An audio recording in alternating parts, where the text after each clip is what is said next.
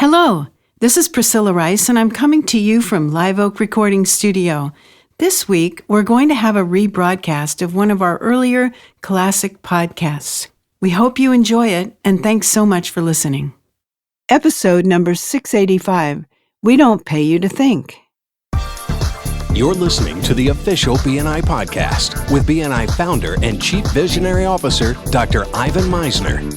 Stay tuned for networking and referral marketing tips from the man who's been called the father of modern networking, along with suggestions and insights into getting the most from your membership in the world's largest networking organization, BNI. Hello, everybody, and welcome back to the official BNI podcast. I'm Priscilla Rice, and I'm coming to you from Live Oak Recording Studio in Berkeley, California, and I'm joined on the phone today by the founder and the Chief Visionary Officer of BNI, Dr. Ivan Misner. Hello, Ivan. How are you today? I'm doing okay, Priscilla. Thanks for asking. That's an unusual title, isn't it? Yeah. You got to be wondering what this is about. Definitely. Well, recently, my assistant, Dana, who's amazing, made a couple of suggestions to me. And afterwards, she asked if I minded her giving these suggestions to me. And I immediately said that not only did I not mind her ideas, I actually wanted her to share those ideas with me. I then told her the story that I'm going to share with you today and with everyone listening to this podcast about an experience of mine many years ago. I was 21 years old. I was finishing up my bachelor's degree in California, and I had scholarships to help, but I still needed to work a job to pay for my living expenses. And I found a good paying position working for a really large chain grocery store, stocking shelves from midnight until 7 a.m. 4 days a week. Oh, no. And then I went to school, so I'd go home, get a shower, and then go to school. It was brutal, absolutely brutal. And on some days, I would work all night and go get that shower and then go straight into classes by 9 a.m.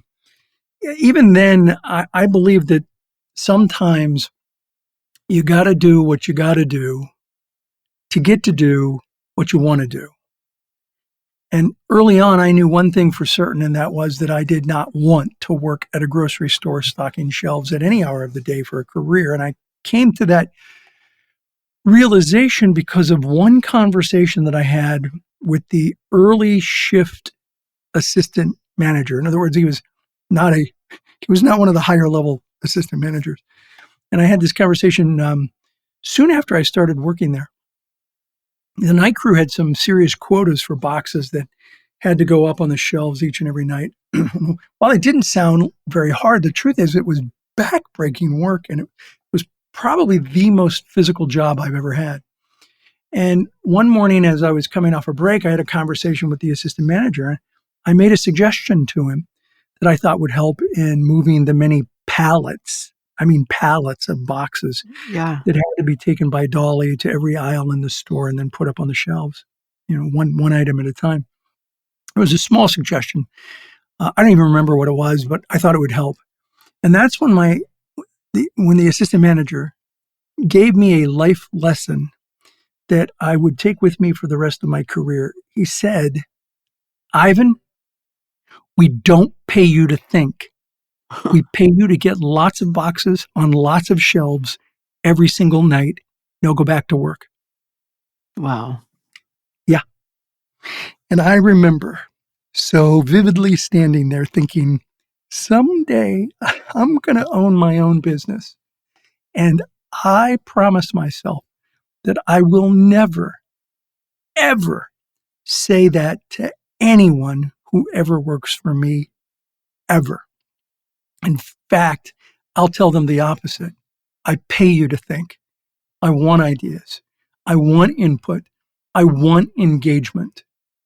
And that's the philosophy that I've tried to bring to BNI. And it's certainly the philosophy I've tried to bring with directors as well as director consultants and ambassadors and members.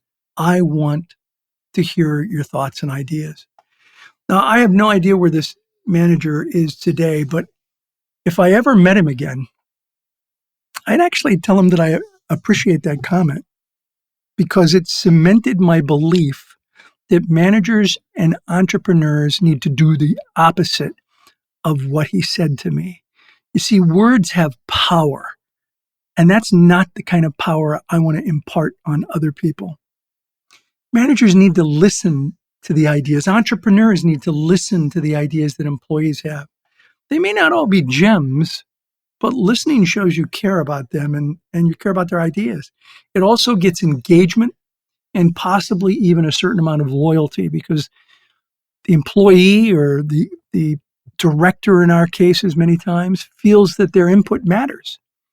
And I may not have applied this perfectly over the years, but it's something I've truly strived to always do with people who have worked for me. I kept track of this assistant manager for about 10 years after I left the company. At that point, he had been promoted to the main shift assistant manager. That's it. And I was well on my way to building a global enterprise by that time that now has operations in more than 70 countries. I believe that paying people to think is exactly what entrepreneurs and managers should always be willing to do.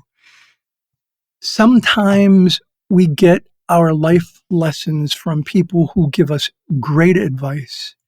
And sometimes we get our life lessons from people who give us horrible advice.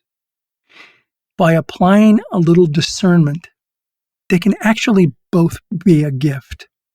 His was certainly a gift for me. I did my best to never, ever follow it. So, did it go in a slightly different direction than you thought? Yes, it certainly did. That's a great takeaway for some pretty bad advice.